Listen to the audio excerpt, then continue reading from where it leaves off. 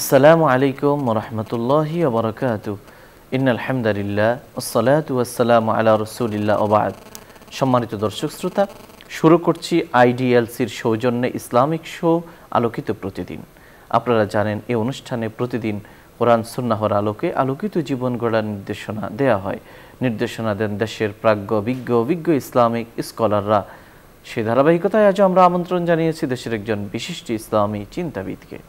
আজ আমাদের সঙ্গে যোগ দিয়েছেন বিশিষ্ট লেখক, গবেষক, ইসলামী চিন্তাবিদ এবং ঢাকা বিশ্ববিদ্যালয়ের উর্দু বিভাগের সম্মানিত সহযোগী অধ্যাপক ডক্টর হুসাইনুল বান্না। আসসালামু আলাইকুম ওয়া রাহমাতুল্লাহি ওয়া বারাকাতুহু। ওয়া আলাইকুম আসসালাম ওয়া রাহমাতুল্লাহি ওয়া বারাকাতুহু। মোহতারাম, কেমন আছেন? জি আলহামদুলিল্লাহ, ভালো আছি। আপনি ভালো আছেন? আলহামদুলিল্লাহ। প্রিয় দর্শক শ্রোতা, আজ আমরা যে বিষয়ে কথা বলবো সেটি হলো কোরআনের দাবি ও আমাদের বাস্তব জীবন। মুসলমানদের জন্য আল্লাহ রাব্বুল আলামিনের পক্ষ থেকে একটি গাইডলাইন বা জীবন সংবিধান হিসাবে পবিত্র কোরআন নাজিল করা হয়েছে এবং এটি পূর্ববর্তী নবীদের উপর যে সমস্ত আসমানি কিতাব নাজিল করা হয়েছিল তারই ধারাবাহিকতারই অংশ। বিশেষভাবে চলছে মাহে রমাদান। এই রমাদানের সঙ্গে রয়েছে কোরআনের সম্পর্ক। কোরআন এবং রমাদান ওতপ্রোতভাবে অঙ্গাঙ্গিভাবে একটি অন্যটির সঙ্গে জড়িত। প্রথম কথা হলো যে এই কোরআন আমাদের কাছে আসলে কি চায় এবং কোরআন কেন নাজিল করা হয়েছে, এবং দ্বিতীয় বিষয়টি হলো মাহে রমাদানের সঙ্গে কোরআনের সম্পর্ক কি। এরপরে যে বিষয়টি আসবে সেটি হলো এই মাহে রমাদানে একজন মুমিন হিসাবে কোরআনের সঙ্গে আমাদের আসলে সম্পর্কটা কেমন হওয়া দরকার। এসব বিষয়ে আমরা জানব আমাদের সম্মানিত অতিথির কাছ থেকে। জাযাকাল্লাহ। নাহমাদুহু ওয়া নুসাল্লি আলা রাসূলিহিল কারীম, আম্মা বা'দ। আল্লাহ সুবহানাহু ওয়া তাআলার মেহেরবানি যে আল্লাহ সুবহানাহু ওয়া তাআলা মুমিনকে রমজান পাইয়ে দেন, এটা আল্লাহর মেহেরবানি ছাড়া আর কিছুই না। এবং মুমিনকে রমজান কেন দিয়েছেন আল্লাহ সুবহানাহু ওয়া তাআলা? বলেছেন আল্লাহ, কুতিবা আলাইকুমুস সিয়াম কামা কুতিবা আলাল লাযীনা মিন ক্বাবলিকুম লাআল্লাকুম তাত্তাকুন। তাকওয়া যাতে মুমিন অর্জন করতে পারে, আল্লাহ ভীরুতা, আল্লাহর ভয়, আল্লাহর মুরাকাবা যাতে সবসময় তার হৃদয়ে থাকে, এই বিষয়টিকে আল্লাহ সুবহানাহু ওয়া তাআলা হাইলাইট করেছেন। আমরা কোরআনের আরেক আয়াতে দেখি আল্লাহ সুবহানাহু ওয়া তাআলা বলতেছেন, ওয়ালাউ আন্নাহুম আমানু ওয়াত্তাকাউ লাফাতাহনা আলাইহিম বারাকাতিম মিনাস সামাই ওয়াল আরদ। যে যদি তারা ঈমান আনে এবং তাকওয়া অবলম্বন করে, আল্লাহ সুবহানাহু ওয়া তাআলা আকাশ এবং জমিনের সমস্ত বারাকাতকে নাজিল করবেন, উন্মোচন করে দিবেন। তো মুমিনের জন্য তাকওয়া অর্জন এটা অত্যন্ত গুরুত্বপূর্ণ একটা বিষয়। আর তাকওয়া তখনই অর্জন হবে একজন মানুষের যখন সে তার নিজের জীবনকে কোরআনকে গাইডলাইন বানিয়ে, কোরআনকে নির্দেশিকা বানিয়ে যখন সে তার নিজের জীবনকে পরিচালিত করবে, তখনই একজন মানুষ মুত্তাকি হতে পারবে। যদি আমরা চিন্তা করি যে মুত্তাকি হওয়ার জন্য অন্য কোনো গাইডলাইন আছে, নাউযুবিল্লাহি মিন যালিক, যেটা কোরআনের চেয়ে এখনকার জমানা হিসাবে কি মনে হয়, শ্রেষ্ঠতর মনে হয়, এটি একটি ধোঁকা ছাড়া আর কিছুই না। এটি একটি ধোঁকা, ওয়াল হায়াতুদ দুনিয়া ইল্লা মাতাউল গুরুর। এটি তো বিষয়টাই চিন্তা করতে হবে যে কোরআনকে আল্লাহ সুবহানাহু ওয়া তাআলা নাজিল করেছেন বলেই রমজান মাস সম্মানিত হয়েছে। আর রমজান মাসের যেই রাত্রিতে আল্লাহ সুবহানাহু ওয়া তাআলা কোরআনকে নাজিল করেছেন, সেই রাত্রি সারা বছরের মধ্যে সর্বশ্রেষ্ঠ রাত্রি হয়েছে। তো সুতরাং কোরআন ভিত্তিকই হচ্ছে আল্লাহ সুবহানাহু ওয়া তাআলার সমস্ত কার্যক্রম। এবং অন্য আসমানি কিতাবকে কিন্তু কিতাবুল্লাহ বলা হয়, যে আল্লাহ সুবহানাহু ওয়া তাআলার কিতাব, প্রদত্ত কিতাব। কোরআনই একমাত্র যেই অভিধায় বিভূষিত, সেটা হচ্ছে কালামুল্লাহ, আল্লাহ সুবহানাহু ওয়া তাআলার কালাম। এটা আল্লাহ সুবহানাহু ওয়া তাআলার কালাম মানে কি, যে আল্লাহ নিজে এই কথাগুলো বলেছেন। কিভাবে বলেছেন, আল্লাহর কি মুখ আছে কিনা, কামা ইয়ালিকু শানুহু, এটা তো আমাদের জানা নাই।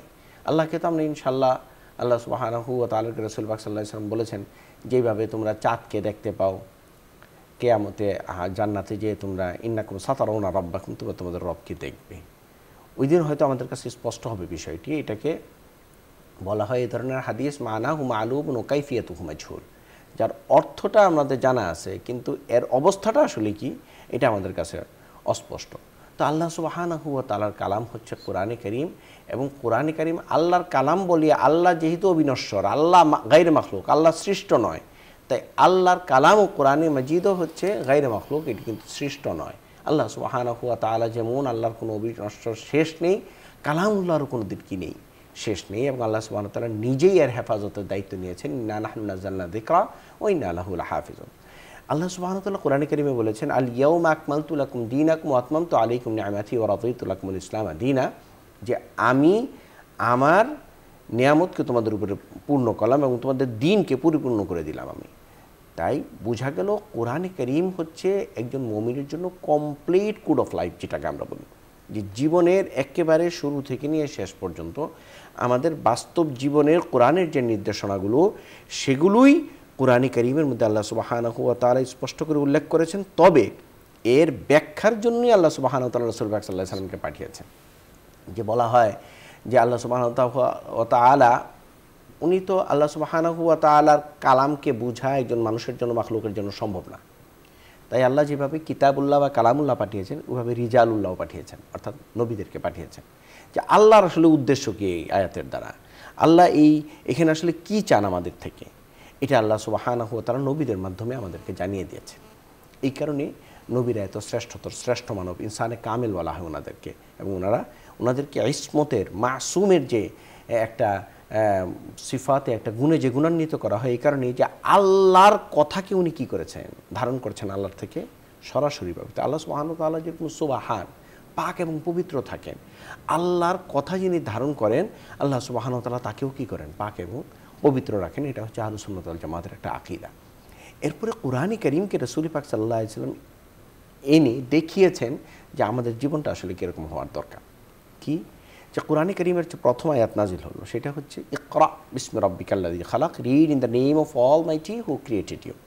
যে ওই আল্লাহ সুবহানাহু ওয়া তাআলার নামে পড়ো, যিনি তোমার রব, যিনি তোমাকে সৃষ্টি করেছেন। তো প্রথমে মক্কার যে এনভায়রনমেন্ট ছিল, সেই অনুযায়ী তা আসলে কোরআনে কারীমের প্রথম আয়াত নাজিল হওয়ার দরকার ছিল কুল হুয়াল্লাহু আহাদ।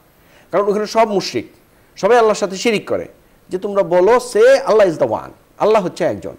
কিন্তু আল্লাহ এই আয়াত নাজিল না করে আল্লাহ সুবহানাহু ওয়া তাআলা প্রথমেই ইকরা নাজিল করলেন।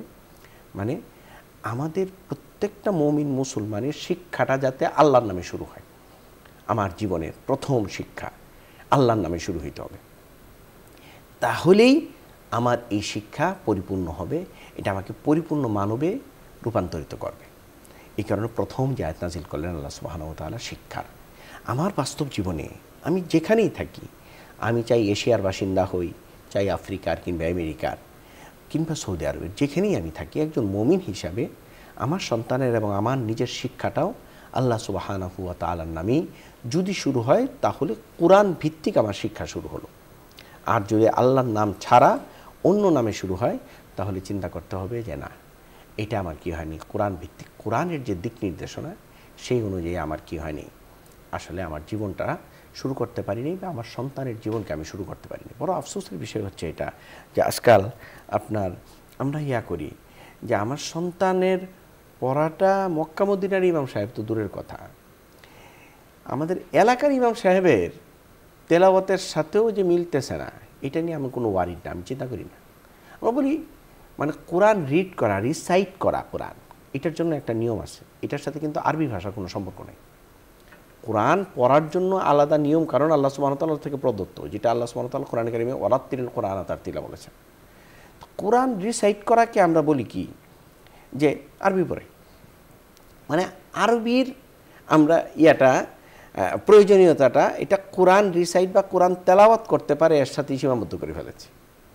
অথচ আমি আমেরিকাতে যেতে চাই, আমেরিকাতে যাওয়ার জন্য আমার IELTS দিতে হয়, IELTS ভালো স্কোর করতে হয়, তারপরে আমেরিকাতে যেতে পারি। অস্ট্রেলিয়া বলেন, ইংল্যান্ড বলেন, কিংবা ক্যানাডাতে বলেন, কোরিয়া যাওয়ার আগে মানুষ কোরিয়ান ভাষাটা শেখে, যেই জায়গায় যাইতে চায় আগে ভাষাটা শিখে। আমি মুমিন হিসাবে আমি যদি জান্নাতে যাইতে চাই, তাহলে আমার প্রস্তুতি হচ্ছে আমার তো আরবি ভাষা শেখার দরকার। রাসূল পাক সাল্লাল্লাহু আলাইহি ওয়াসাল্লাম বলেছেন, আহিবুল আরাব লিসালাস লিআন্নী আরাবিয়্যুন ওয়াল কুরআনু আরাবিয়্যুন ওয়া লিসানু আহলিল জান্নাতি আরাবিয়্যুন। যে তোমরা আরবি ভাষাকে ভালোবাসবে 3 কারণে, কারণ আমি আরবি, আমার প্রিয় হাবিব রাসূল পাক সাল্লাল্লাহু আলাইহি ওয়াসাল্লামকে আল্লাহ সুবহানাহু ওয়া তাআলা ভাষা দিয়েছেন আরবি। ওয়াল কুরআনু আরাবিয়্যুন, কুরআনও আরবি, ওয়া লিসানু আহলিল জান্নাতি আরাবিয়্যুন, আর জান্নাতের ভাষা হলো আরবি। আমি মুমিন হিসাবে দাবি করব যে আমি জান্নাতে যাইতে চাই, তাইলে আমেরিকাতে যাওয়ার জন্য যদি আমার সেট করতে হয়, IELTS করতে হয়, তো জান্নাতে যাওয়ার জন্য আমার আরবিটা শেখার দরকার ছিল না? কোরআন কি আমাকে আসলে কি মেসেজ দিতে চায়, আল্লাহ আসলে কি বলতে চায়, এটি তো আমাদের জানা নাই। তো আমার প্রথম কাজ যেটা হচ্ছে আল্লাহর নামে পড়া শুরু করতে হবে। দ্বিতীয় হচ্ছে আমার মাতৃভাষার পরে সবচেয়ে বেশি গুরুত্ব দেওয়ার দরকার ছিল সেকেন্ডারি ল্যাঙ্গুয়েজ হিসাবে আরবিকে। অথচ এই বিষয়ে আমরা গাফিল। আমরা যেভাবে কোরআনে কারীমের তেলাওয়াতকে শুদ্ধ করি না, বরং এই আমার সন্তানের টুইঙ্কেল টুইঙ্কেল লিটল স্টারটা এইটা আমেরিকানদের মতো হচ্ছে কিনা, ইংল্যান্ডের মানে যারা ইংরেজি ভাষী তাদের মতো হচ্ছে কিনা, এই জন্য আমি ওয়ারিটা, আমি খুব চিন্তা করি। আজকাল তো অবস্থাটা এরকম হলো যে আপনার ইংলিশ মিডিয়াম স্কুলে যদি আমাদের সন্তানকে না পড়াইতে পারে, উনি কিন্তু ছোটো লোক হয়ে যান, লজ্জা পান এবং খুব প্রাউড ফিল করেন যে আমার বাচ্চা কিন্তু ইংলিশ মিডিয়াম স্কুলে পড়ে এবং ইংরেজিদের মধ্যে এক্সচেঞ্জে কথা বলতে পারে। আমার বাচ্চার যে কোরআন তেলাওয়াতটা এরকম হওয়ার দরকার ছিল, মক্কা মদিনার ইমাম সাহেবের মতো হওয়ার দরকার ছিল, আমার এলাকার ইমাম সাহেবের মতো শুদ্ধ হওয়ার দরকার ছিল। এটা তো আমরা করি না। সুতরাং আমাদের বাস্তব জীবনে আমার কোরআন যেখানে আমাকে নিয়ে যেতে চায় একজন মুমিন হিসাবে, আমরা কিন্তু সেই জায়গায় এখন উত্তীর্ণ হতে পারিনি অনেকেই। এই বিষয়টা আমাদের চিন্তা করতে হবে যে আমাদের শিক্ষা ব্যবস্থার মধ্যেই আমূল পরিবর্তন যতক্ষণ পর্যন্ত একজন মুমিন হিসাবে আমি না আনবো, ততক্ষণ পর্যন্ত আমার আসলে আমি কোরআন ভিত্তিক আমার যে বাস্তব জীবনকে আমি পরিচালিত করব, এটা কিন্তু সম্ভব হয় না। 2 নম্বরে হচ্ছে আল্লাহ সুবহানাহু ওয়া তাআলা আমাদেরকে দ্বিতীয় যে নির্দেশটা দেন সেটা হচ্ছে আমার পরিবারের ব্যাপারে আমার যে দায়বদ্ধতা। আল্লাহ সুবহানাহু ওয়া তাআলা কোরআনে কারীমে রাসূল পাক সাল্লাল্লাহু আলাইহি ওয়াসাল্লামকে বলেন, কু আনফুসাকুম ওয়া আহলিকুম নারা, তোমরা তোমাদের নিজেদেরকে এবং তোমার পরিবারকে তুমি জাহান্নাম থেকে মুক্তির ব্যবস্থা করো।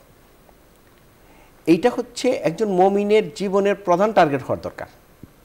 যে যেখানে বলা হচ্ছে যে আখিরাতের জীবনের তুলনায় দুনিয়ার জীবনটা কি, আল্লাহ সুবহানাহু ওয়া তাআলা বলেন ইল্লা আশিয়াতান আও দুহাহা।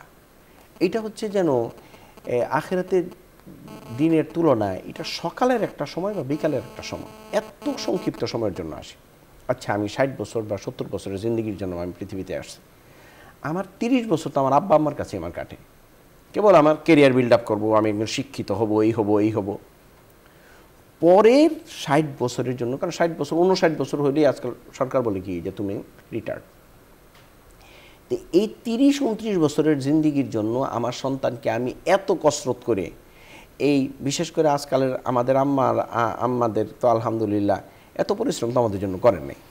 আজকালকার মারা আল্লাহ সুবহানাহু ওয়া তাআলা জাযায়ে খায়ের দান করুন, এখন সকাল থেকে নিয়ে এই সন্তানের পিছনে স্কুলে গেল, স্কুলের সামনে বসে থাকে, এরপরে সেখান থেকে এনে 4টা খাওয়াই আবার নিয়ে যায় তোমার আপনার ইয়াতে কি বলে কোচিংয়ে, কোচিং থেকে আবার আনে, প্রাইভেট টিচার আসে, সেই প্রাইভেট টিচারের জন্য আলাদা নাস্তা ব্যবস্থা করতে হয়। এই যে আমাদের মাদের এই যে এক বিশাল এক কসরত, এক মেহনত, এই মেহনত তো ওই তার কেবলমাত্র 30 বছরের জিন্দিগির জন্য, অথচ তার কবরের জিন্দিগি, তার হাসরের জিন্দিগি, তার জান্নাত জাহান্নামের জিন্দিগি, যেটা কোটি কোটি বছরের জিন্দিগি, এটা সম্পর্কে আসলে আমি একজন অভিভাবক হিসাবে আমার সন্তানকে কী তৈরি করতেছি। আমার আল্লাহ দুমিয়া আদু, কবর কি আমাদের শেষ ঠিকানা নয়? ফামাই আদাদু, আমাদের প্রস্তুতি কি? আজকে যদি আল্লাহ না করুক আমাদের কারো ইন্তেকাল হয়, আর আল্লাহ সুবহানাহু ওয়া তাআলা যদি জিজ্ঞেস করেন যে তোমাকে আমি 30 বছর 40 বছর 50 বছর 60 বছরের হায়াত দিলাম, তুমি প্রত্যেক দিন আমার জন্য কি করছো? আজকে আমি ইন্তেকাল করলে, আমি যদি আল্লাহর সামনে দাঁড়াই যে আল্লাহ আজকে তুমি আমার ইন্তেকাল দিবা, এই ভয়ে আল্লাহ সুবহানাহু ওয়া তাআলা আমি 2 রাকাত নামাজ পড়েছিলাম, অথবা কোরআনে কারীমের একটা আয়াতের আমি কি শিখেছি, অর্থ শিখেছি, আল্লাহ এটা আল্লাহকে বলতে পারবো। একজন মুমিন হিসাবে তো রাসূল পাক সাল্লাল্লাহু আলাইহি ওয়াসাল্লাম বলছেন আকসিরু হাজিমাল লাজ্জাত আল মাউত, মৃত্যুর কথা বেশি বেশি তুমি স্মরণ করো। কোরআনে কারীমের একাধিক আয়াতে আল্লাহ সুবহানাহু ওয়া তাআলা বলেছেন কুল্লু নাফসিন যায়কাতুল মাউত, আমি মৃত্যুর স্বাদ আস্বাদন করতেই হবে। আল্লাহ সুবহানাহু ওয়া তাআলা ছাড়া কুল্লু শাইইন হালিকুন ইল্লা ওয়াজহা, আল্লাহ ছাড়া সব কিছু ধ্বংস হয়ে যেতে পারে। তো আমার যে এক জিন্দিগি, যার জন্য আমার এই দুনিয়াটা ছিল প্রস্তুতির জায়গা, সেইখানে আমার আসলে আমি অভিভাবক বা আমি একজন সন্তান হিসাবে, আমি একজন নাগরিক হিসাবে আমি দেশের জন্য, আমার কেরিয়ার বিল্ড আপের জন্য, আমার পরিবারের জন্য যতটুকু প্রস্তুত হচ্ছি, কিন্তু আখিরাতের জন্য, জাহান্নাম থেকে বাঁচার জন্য আমার সেই তৎপরতা আছে কিনা। এইখানেও আমরা অনেকেই কিন্তু মাইর খেয়ে যাব যে আসলে তৎপরতা নাই আমাদের। কোরআন যেভাবে বাস্তব জীবনকে অনুপ্রাণিত করছে, আমি সেই পথে আসলে নাই। 3 নম্বর বিষয়, আমার সমাজের জন্য দায়বদ্ধতা। সমাজের জন্য দায়বদ্ধতা কি? আল্লাহ সুবহানাহু ওয়া তাআলা বলেছেন কুনতুম খায়রা উম্মাতিন উখরিজাত লিন-নাস তা'মুরুনা বিল মা'রুফ ওয়া তানহাউনা আনিল মুনকার। যে তোমরা হচ্ছে শ্রেষ্ঠতর উম্মত, তোমরা মানুষের কল্যাণের জন্য তোমাদেরকে কী করা হয়েছে, আল্লাহ সুবহানাহু ওয়া তাআলা বলেছেন তোমাদেরকে বের করা হয়েছে, নির্বাচন করা হয়েছে তোমাদেরকে। আর লাম, এই যে লিন নাসের মধ্যে যে লামটা, এটা অধিকাংশ মুফাসসিরিন ইকরাম বলেছেন আল্লাম লিল ইনতিফা, নাফা, কল্যাণের কথা বলবে মানুষের জন্য। বলেন নাই কুনতুম খায়রা উম্মাতিন উখরিজাত লিল মুসলিম, মুসলমানদের কল্যাণের জন্য তোমাদেরকে বের করছে, এটা না। কারণ মুমিনের দায়বদ্ধতা সমাজের জন্য, এইটা আবাল বৃত্তা বনিতা এবং ধর্মের সাথেও সীমাবদ্ধ না। কারণ আমি যখন অন্য একজন মানুষের সাথে ভালো আচরণ করব, সে যদিও মুসলিম হয়, তখনই তো সে আমার আচরণের দ্বারা সে আকৃষ্ট হবে। জানি মুসলমানরা এত উদার, এত ভালো আখলাক তাদের, এইভাবে তারা কিন্তু হবে। আমি দাওয়াত দিলাম যে ভাই আসেন আসেন মুসলমান হন, এর চেয়ে আমার আচরণ দাওয়াত দিবে আরও 100 গুণ বেশি। তা আমার আচরণকে পরিবর্তন করতে হবে সমাজের জন্য, সমাজের কল্যাণের জন্য। আর আমি কি করব? তা'মুরুনা বিল মা'রুফ ওয়া তানহাউনা আনিল মুনকার, সৎ কাজের আদেশ দিতে হবে আমার, অসৎ কাজের কী করতে হবে? আমাকে নিষেধ দিতে হবে। এইভাবে নিজের ব্যক্তিগত কমিটমেন্ট, নিজের পারিবারিক কমিটমেন্ট এবং সমাজের জন্য নিজের কমিটমেন্ট, এই তিনটাই স্তরে যখন আমি ফুলফিল করব, তো আল্লাহ সুবহানাহু ওয়া তাআলা তখন বলছেন ওয়াদা আল্লাহুল্লাযীনা আমানু ওয়া আমিলুস সালিহাত লা ইস্তাখলিফান্নাহুম ফিল আরদি কামা ইস্তাখলাফাল্লাযীনা মিন ক্বাবলিহিম। আল্লাহ সুবহানাহু ওয়া তাআলা তখন আমাদেরকে এই ভূমির দায়িত্ব দিবেন যেমন পূর্ববর্তীদেরকে দিয়েছেন। আমরা মুসলমান হিসাবে মায়া কান্না করি, আহারে এক আফগানিস্তানি একটু আছে, আর কোথাও ফিলিস্তিনিরা এভাবে মার খাচ্ছে, কোথাও মুসলমানদের কি নাই, আসলে ইসলামী রাষ্ট্র নাই। আমরা এরকম বলি যে একেবারে শরীয়ত অনুযায়ী যে চলতেছে এরকম কোনো রাষ্ট্র বিশ্বে নাই। কিন্তু শরীয়ত অনুযায়ী আগে যে আমাকে কিছু ক্রাইটেরিয়া দেওয়া হয়েছে, আগে যে কিছু শর্ত দেওয়া হয়েছে আমাকে, যে আমার জীবনটাকে আমি কিভাবে কোরআন ভিত্তিক বাস্তব জীবনে আমি রূপান্তরিত করতে পারি, সেটিকে আমি করেছি কিনা। 2 নম্বরের বিষয় দেখেন যে কোরআন কি বলে। কোরআন বলে আকিমুস সালাত ওয়া আতুজ যাকাত, অর্থাৎ নামাজ হকুল্লাহ, হকুল্লাহ আদায় করব। নামাজ রোজা আমি করলাম আল্লাহ সুবহানাহু ওয়া তাআলা সন্তুষ্টির জন্য। রোজার ব্যাপারে তো আল্লাহ সুবহানাহু ওয়া তাআলা নিজেই বলেছেন আস-সাওমু লি ওয়া আনা আজজি বিহি, যে রোজা আমার সন্তুষ্টির জন্য রাখে বান্দাকে, আর আমি নিজে এর প্রতিদান দিব। মুসনাদ ইমাম আহমদ ইবনে হাম্বলের মধ্যে আছে ওয়ানা উজজাবি, আমি আল্লাহ নিজেই এর প্রতিদান। এবং বেহেশতে একটা গেট আছে, যেই গেটটার নাম রাইয়ান। এই গেটটা কেবল রোজাদারদের জন্য কি করা হয়েছে? তৈরি করা হয়েছে আল্লাহ সুবহানাহু ওয়া তাআলা। তো নামাজ এবং রোজা এটা হচ্ছে আসলে হকুল্লাহ, আল্লাহর হক, আল্লাহকে সন্তুষ্ট করার জন্য আমার করতে হবে। এখানে অন্য কোনো রিয়াকারী, মানুষকে দেখানোর জন্য লৌকিকতা, এগুলোর স্থান কম। কিন্তু যাকাত সেটা হচ্ছে হকুল ইবাদ, বান্দার হক। আমি যদি একটা সমাজে, একটা রাষ্ট্রে অর্থনীতি স্টেবল পজিশনে আনতে চাই, তাহলে সেখানে যাকাত ভিত্তিক অর্থনীতি ব্যবস্থা আমাকে চালু করতে হবে। এটা কোরআনের নির্দেশ। আপনি আশ্চর্য হয়ে যাবেন, আমি আজ থেকে আরও 5-7 বছর আগে একটা পত্রিকার কলামে পড়েছিলাম যে বাংলাদেশেই 1000 কোটি টাকার মালিক যারা আছেন, ওনারা যদি আগামী 3 বছর পুঙ্খানুপুঙ্খের উপরে ওনারা যাকাত দেন, তাহলে বাংলাদেশে যাকাত খানেওয়ালার কেউ থাকবে না। পত্রিকার রিপোর্ট আপনার। তো আমাদের এই একটা স্বল্প উন্নত দেশ, একটা উন্নয়নশীল থেকে আমরা আরেকটু উপরে উঠেছি। কিন্তু এই কারণে এই অবস্থা যদি আমার হয়, তাহলে বহির্বিশ্বে যেখানে মুসলমানদের অনেক অর্থ আছে, সেখানে কি অবস্থাটা? অর্থাৎ সমাজে যাকাত ভিত্তিক অর্থনৈতিক ব্যবস্থার কারণে এই যে পুঁজিবাদী অর্থনীতি, যেখানে মানে ধনী কেবল ধনীই হবে আর গরিব খালি গরিবই হবে, এই জিনিসটা কিন্তু রাসূল পাক সাল্লাল্লাহু আলাইহি ওয়াসাল্লাম কুরআনে কারীমের মাধ্যমে ভেঙে দিয়েছেন। বলেছেন ওফিয়া আমওয়ালিহিম হাক্কুল লিসাইলি ওয়াল মাহরুম। এবং আমরা রোজার মধ্যেও দেখি, রোজার মধ্যে যেরকম এটা হকুল্লাহ, আমার আল্লাহ সুবহানাহু ওয়া তাআলার জন্য আমি সারাদিন না খেয়ে আছি, আবার পুরা রমজান পার করার পরে কিন্তু আমার সদকাতুল ফিতর দিতে হবে, এটা হকুল ইবাদ। মানে অর্থনৈতিকভাবেও আমি একজন মুমিন হিসাবে আমার সমাজে কিছু করণীয় আছে। আমি কেবল নিজে সম্পদকে কুক্ষিগত করব, কাউকে সমাজের চিন্তা আমি করব না, এটা মুমিনের কোনো কাজ হইতে পারে না। মুমিনের কাজ হচ্ছে মুমিন নিজে, নিজ পরিবার, সমাজ, রাষ্ট্র, এরকম কি বিশ্বের কোথাও যদি জুলুম হয়, সেই জুলুমের ব্যাপারেও মুমিনের দোয়া করতে হবে, উদ্যোগ গ্রহণ করতে হবে। এটা হচ্ছে একটা মুমিনের কোরআন নির্দেশিত যে জীবন ব্যবস্থা, সেখানে মুমিনের এই কয়টা দায়িত্ব আল্লাহ সুবহানাহু ওয়া তাআলা বলতেছে। আমরা দেখি জাকাত ভিত্তিক অর্থনীতি যদি চালু হয়ে যেত, তাহলে বাংলাদেশে কী হতো, আমাদের জাকাত দেওয়ার ব্যাপারেও অত্যন্ত দুঃখজনকভাবে বলতে হয় যে আমাদের যে সরকারি প্রতিষ্ঠানগুলো আছে, ইসলামিক ফাউন্ডেশন সহ, তারা চাপাচাপি না, আমাদের ট্যাক্সের ব্যাপারে তো চাপাচাপি করে। সরকার থেকে আপনার চিঠি দেওয়া হয় যে ট্যাক্স দেওয়া নয়, এখন কিন্তু তোমার জেলে যেতে হবে।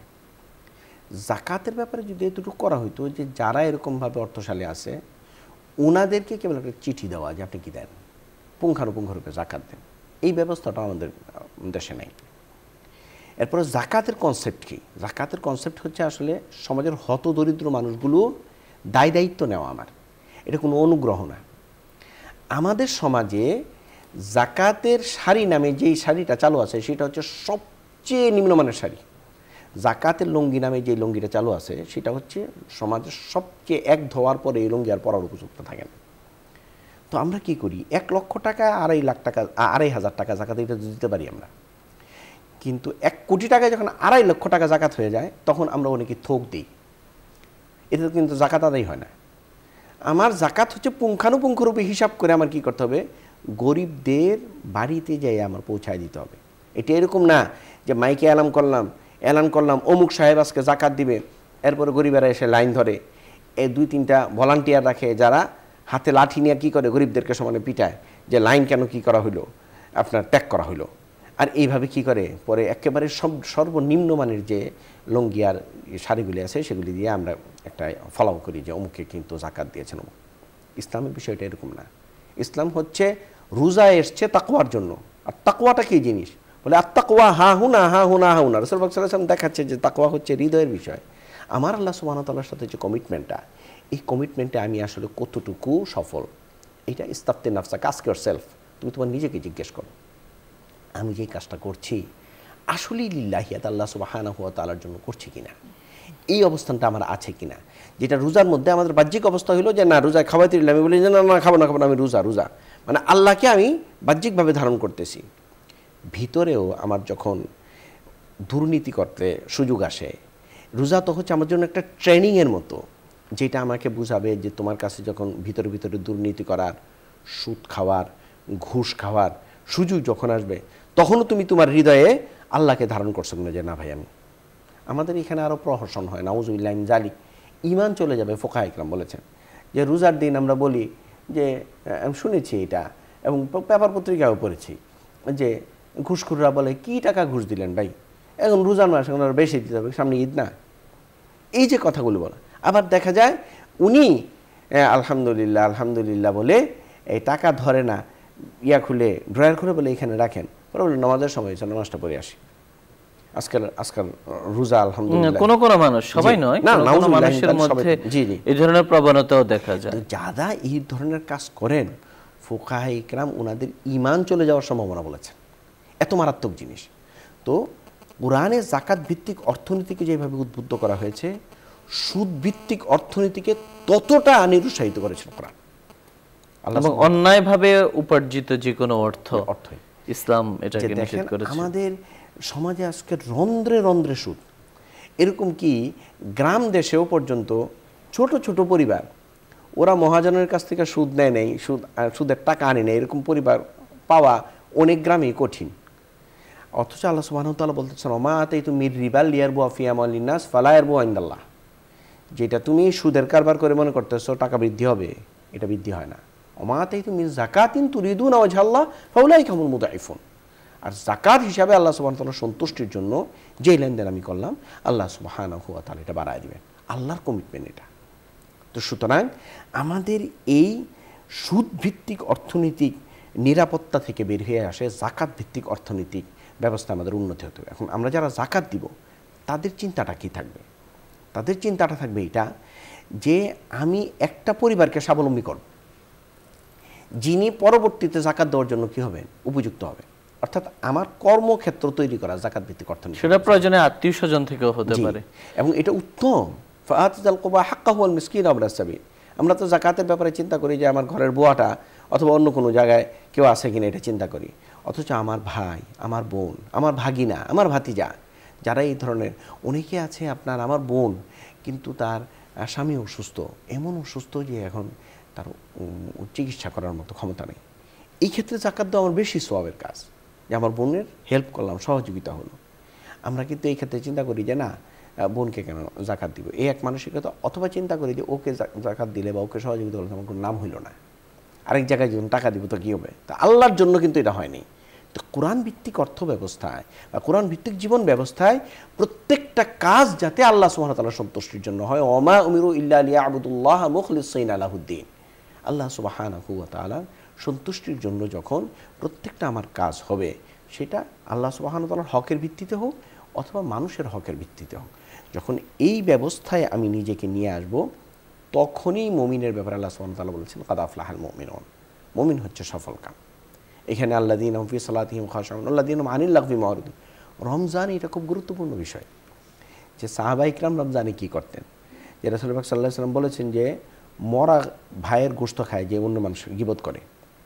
তো ওনারা বলল যে রাসূল তার ভিতরে যদি এই জিনিসটা থাকে তাহলে থাকলেই তো গীবত, নাহলে তো এটা বুহতান হইতো, তোমার অপবাদ হয়ে যেত। সাহাবায়ে কিরাম জিহ্বার মধ্যে আপনার পাথর দিয়ে রাখতেন, মানে কথা যাতে না বলতে হয়। কেউ কথা জিজ্ঞেস করলে ওই পাথরটা বের করে উত্তর দিয়ে আবার রাখতেন, অহেতুক কথা রমজানে আমি বলবো না।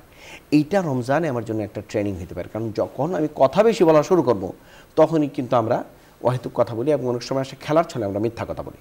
অথচ রাসূলুল্লাহ সাল্লাল্লাহু আলাইহি ওয়াসাল্লাম বলেছেন মাল্লাম ইয়াদা কাওলা যুর ওয়াল আমালা বিহি ফালাইসা লিল্লাহি হাজাতুন আইয়াদা তাআমাহু ওয়া শারাবাহু। যে ব্যক্তি মিথ্যা কথা ছাড়তে পারলো না, মিথ্যা কথার আমল ছাড়তে পারলো না, সে না খেয়ে থাকলে কোনো ফায়দা নেই। রাসূল পাক সাল্লাল্লাহু আলাইহি ওয়াসাল্লাম বলেন রুব্বা মিন সাইমিন লাইসা মিন সিয়ামিহি ইল্লাল জু, কেবল ক্ষুধার্ত থাকা ছাড়া এই রোজাদারের আর কোনো ফায়দা নেই। তো আমার সমাজ ব্যবস্থাকে যদি আমি পরিবর্তন করতে চাই, তাইলে সিদক, আমানত, সত্যবাদিতা এগুলো হলো গুরুত্বপূর্ণ জিনিস, যেটা রোজার আসলে শিক্ষা, রোজার প্রেরণা, যেগুলো আমাকে শেখায় যে আমার সবার ব্যবস্থায় 1 মাস আমি এইভাবে চলবো, যাতে করে পুরা বছর পরে আমি কি চলতে পারি, ওই ব্যবস্থায় আমি আমার নিজের জীবন। মুহতারাম, আপনি আমাদের বলছিলেন কোরআনের দাবি এবং আমাদের বাস্তব জীবন সম্পর্কে। মাহে রমাদান আমাদের সামনে কোরআন চর্চার একটি বিশেষ সুযোগ এনে দেয়। এই ক্ষেত্রে অর্থসহ কোরআন পড়া বা কোরআনের অর্থ জানা, কোরআনের মেসেজটা জানার চেষ্টা, এটা আজকের বর্তমান সমাজে কতটা গুরুত্বপূর্ণ? অত্যন্ত গুরুত্বপূর্ণ বিষয়টা। রাসূল পাক সাল্লাল্লাহু আলাইহি ওয়াসাল্লাম 4 কাজের জন্য আসছেন। হযরত ইব্রাহিম আলাইহিস সালাম দোয়া করতেছেন যে রব্বানা বা'আস ফীহিম রাসূলাম মিনহুম ইয়াতলু আলাইহিম আয়াতিক ওয়া ইউআল্লিমুহুমুল কিতাব ওয়াল হিকমা ওয়া ইউযাক্কিহিম, যে আপনি একজন রসুল পাঠান যিনি আপনার আয়াত মানুষের কাছে তেলাওয়াত করবে, তাদেরকে ওই আল্লিমুহুমুল কিতাব, ওই কোরআন শিক্ষা দিবে, কোরআনের মতলব কি, অর্থ কি, আর ওয়াল হিকমা প্রজ্ঞা শিক্ষা দিবে, ওই জাকিম এবং তাদেরকে পরিশুদ্ধ করে তুলবে। তো কোরআনে কারীম তেলাওয়াত করা এটা যেরকম একটা গুরুত্বপূর্ণ ইবাদত, কোরআনে কারীমের মূল মেসেজকে বোঝা, যে আল্লাহ সুবহানাহু ওয়া তাআলা আমার কাছে আসলে কী মেসেজটা দিতে চেয়েছেন, এইটাও একটা গুরুত্বপূর্ণ ইবাদত। আমি যদি চিন্তা করি যে আমি প্রত্যেক দিন 2 পৃষ্ঠা করে পড়ব কোরআনে কারীমে, তাহলে কিন্তু 30 দিনে আমার প্রায় 60 পৃষ্ঠা হয়ে যায়। 60 পৃষ্ঠা মানে 3 পারা। 10 বছরে পুরা কোরআন কিন্তু একবার আমার অর্থ পড়া হয়ে যাবে, আমাকে যদি আল্লাহ 10টা বছর দেয়। আমরা 10 বছরে হয়তো 30টা খতম দিয়েছি, 40 খতম দিয়েছি, এরকম মানুষও আছে। কিন্তু 10 বছরে একবার কোরআন কারীমের অর্থ পড়েছে কিনা এরকম সমাজে মানুষ পাওয়া খুব কঠিন জিনিস, খুব কঠিন। মানে আমরা ওইটার প্রতি এত গুরুত্ব দিয়ে দিছি, অথচ আল্লাহ সুবহানাহু ওয়া তাআলা যে আমাদেরকে কি বলতে চাচ্ছেন, আসলে মেসেজটা কি কোরআন কারীমে, এটা আমাদের আলেম উলামারা ছাড়া সাধারণ মানুষ আমরা জানি না। তো তলাবুল ইলমি ফারিদাতুন আলা কুল্লি মুসলিম, প্রত্যেকের জন্য তো এটা জরুরি যে ইলমে দ্বীন শিক্ষা করা।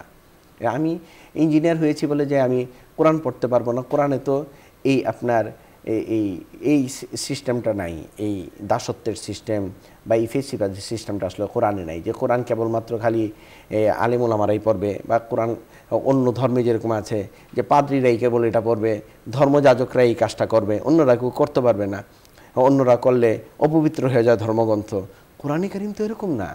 আল্লাহ সুবহানাহু ওয়া তাআলা প্রত্যেকের জন্যই কি করেছেন, এটা ওয়ালাকাদ ইয়াসসারনাল কুরআন লিযিকরি ফাহাল মিন মুদ্দাকির, আল্লাহ সুবহানাহু ওয়া তাআলা সহজ করে দিয়েছেন। তাই আমাদের এই ধর্ম যাজকবাদিতা থেকে আমাদের বের হয়ে আসতে হবে, যে কেমন ধর্ম যাজক এবং প্রত্যেকে যার যার জায়গা থেকে কোরআন শেখার চেষ্টা করতে হবে। হ্যাঁ, এবং কোরআনের তফসির পড়া, রাসূল পাক সাল্লাল্লাহু আলাইহি সাল্লামের হাদিস কিছু কিছু পড়া, সেগুলো বোঝা এবং উপলব্ধি করা। আর কোরআনে কারীমের সবচেয়ে বড় জিনিস হচ্ছে যে আমল করতে হবে। আমল, এটাও কোরআনের একটি দাবি। একটি দাবি। আমরা কেবল পড়লাম, জানলাম, অনেক জানি, কিন্তু কোনো আমল করলাম না। এর চেয়ে যতটুকু জানি ততটুকুই আমল করেছে ওই ব্যক্তি শ্রেষ্ঠ। তাই কোরআনে কারীমের এই দাবিটা আমাদের প্রতি লক্ষ্য রাখতে হবে। আজকাল অনেকে আছে আমরা যে খুব ডক্টরেট করি, অমুকটা করি, খুব জানি, কিন্তু দেখা যায় যে আমার দাদা যিনি নিরক্ষর ছিলেন, এক সিগনেচার করতে পারতেন না, উনার যে আমলের অবস্থা ছিল, উনার যে ইমানের অবস্থা ছিল, আমি এত জান্নাওয়ালা হওয়ার পরে আমার ইমানের অবস্থা হচ্ছে আরো অনেক দূরে, অনেক দূরে। মোহতারাম, একটি সময় এখন আমরা দেখতে পাই যে মাহে রমাদান উপলক্ষে স্কুল, কলেজ, ইউনিভার্সিটিগুলোতে সব বন্ধ থাকে বেশিরভাগই। তো একটা সময় তো ছিল এমনই, আমাদের সন্তানরা প্রতিদিন সকালবেলা মক্তবে যেত এবং তারা কোরআন শিখত। সেই সুযোগটা আমরা নষ্ট করে ফেলেছি নানা কারণে। মাহে রমাদান চলছে, এই সময়টাতে 40-50 দিন একটা বন্ধ থাকে, এই সময়টা কি আমরা কিভাবে কাজে লাগাতে পারি? জাযাকাল্লাহ। আমি তুরস্কতে দেখেছি, তুরস্কতে আপনার মানে উইন্টার ভ্যাকেশনে ওদের প্রায় 80 দিন স্কুল কলেজ বন্ধ থাকে। এই সময় বরফ পড়ে। তো প্রত্যেকটা এলাকার মসজিদে আপনার কোরআনে কারীম শিক্ষা এবং জরুরিয়াতে দিন বলে ওরা মাসাইল শিক্ষার একটা আপনার উদ্যোগ গ্রহণ করা হয়। এবং সেই ক্ষেত্রে আমাদের দেশে এটা সম্ভব যে হয়তো দেখা যায় যে মর্নিং শিফট 9টা-10টার থেকে ছেলেরা পড়ে এবং আপনার জোহরের পরের মেয়েরা, এবং মেয়েদের জন্য আলাদা নারী শিক্ষা আর এদের জন্য। এতে হয় কি, ওই যে 80 দিন 90 দিনের যে ওর একটা চর্চা, এটা প্রত্যেক বছর আপনার তাকে আপডেট করে প্রত্যেক বছর। তা আমাদের দেশে যদি এই ধরনের একটা সিস্টেম চালু হয়ে যেত যে প্রত্যেক রমজান ভিত্তিক, এখন আলহামদুলিল্লাহ অনেক মসজিদে আপনার কোরআন সহিহ শুদ্ধকরণের কোর্স কিন্তু চালু আছে, আলহামদুলিল্লাহ আমার জানা মতেই আছে। তো এটাকে যদি আরও স্প্রেড করা যায়, আরও বড় করা যায়, এবং আমাদের মা বন্ধুকেও যদি এর মধ্যে অন্তর্ভুক্ত করা যেত।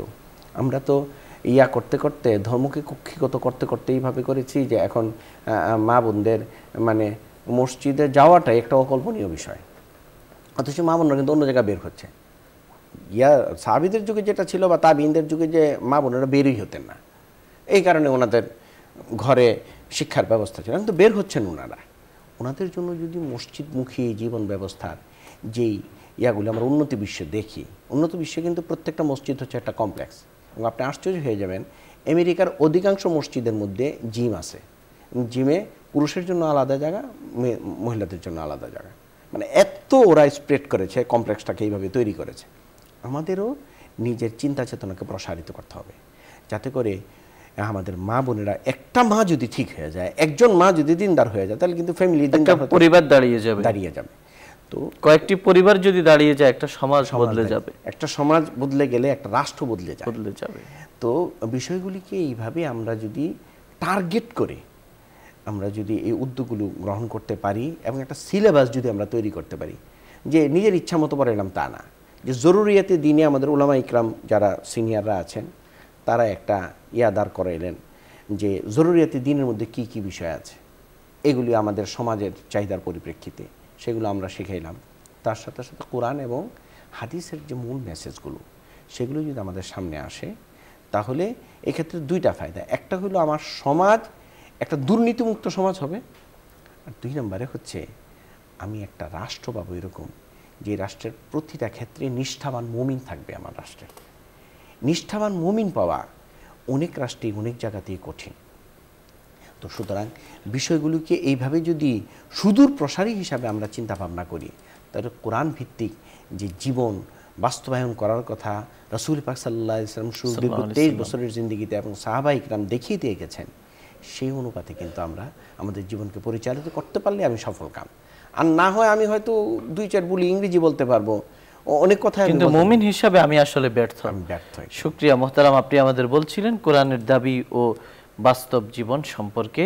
আমরা শুনছিলাম, দেখছিলাম আইডিএলসির সৌজন্যে ইসলামিক শো আলোকিত প্রতিদিন।